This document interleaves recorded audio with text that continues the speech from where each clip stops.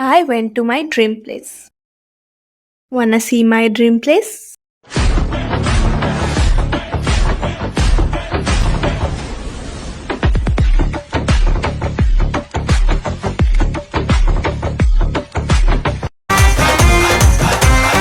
High, আমি শ্রীপর্ণা দত্ত। আমি গিয়েছিলাম আমার স্বপ্নের জায়গায়। সেখানে যাওয়ার জন্য আমি খাতড়া থেকে বাস ধরেছিলাম বর্ধমান পর্যন্ত। বর্ধমানে পৌঁছে লাঞ্চ সেরে বর্ধমান থেকে বাস ধরেছিলাম নদিয়ার নবদ্বীপে। নবদ্বীপ থেকে লঞ্চে করে গিয়েছিলাম মায়াপুর পর্যন্ত। মায়াপুর পৌঁছে ফেরিঘাটের বাইরের থেকে টোটো নিয়ে আমরা পৌঁছে গেলাম শ্রীধাম মায়াপুর।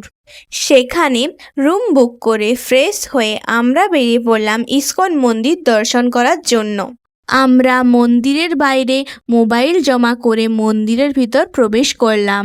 তারপর ঠাকুর দর্শন ও সন্ধ্যা আরতি দেখে আমরা সন্ধেবেলায় বাইরে বেরিয়ে আসলাম।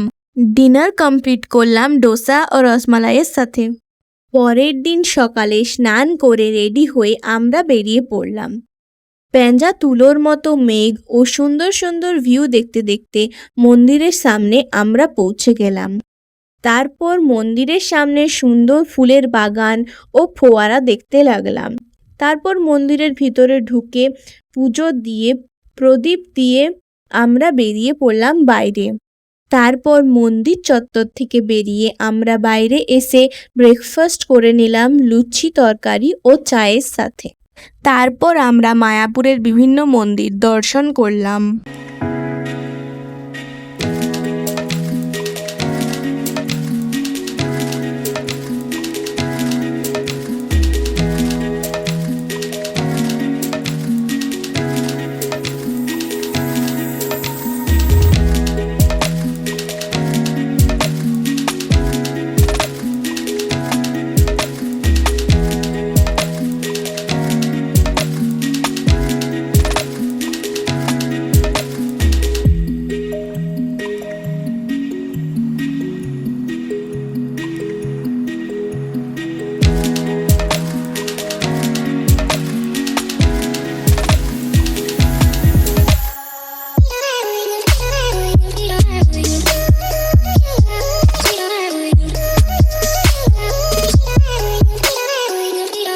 তারপর আমরা ফিরে এলাম।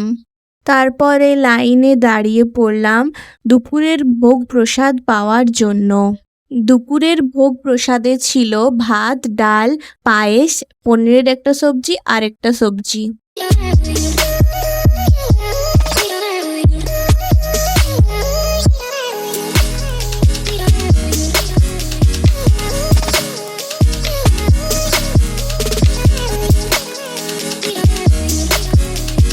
তারপর আমরা ফ্রেশ হয়ে বেরিয়ে পড়লাম ফেরিঘাটের উদ্দেশ্যে। লঞ্চে করে আমরা চলে গেলাম নবদ্বীপ। তারপর সেখানে বিভিন্ন পুরনো মন্দির দর্শন করতে লাগলাম।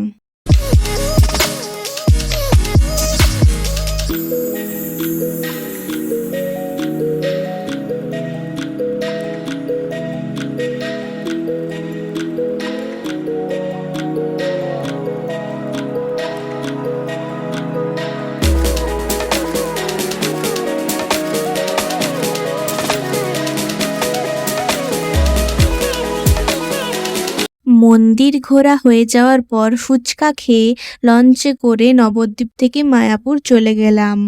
মায়াপুর পৌঁছে সব দোকান ও বাজার ঘুরে নিলাম। বাজারে খেলাম মোমো ও চা আর খেলাম পিৎজা। তারপর ডিনার করলাম আলুর পরোটার সাথে। পরের দিন আমরা চেক আউট করে গেলাম অনেক সকাল সকাল। আর নবদ্বীপে আমরা খেলাম মালাই টোস্ট। তারপর বাড়ি ফিরে এলাম। আমার এই ভিডিওটা দেখার জন্য অনেক অনেক ধন্যবাদ। Bye bye.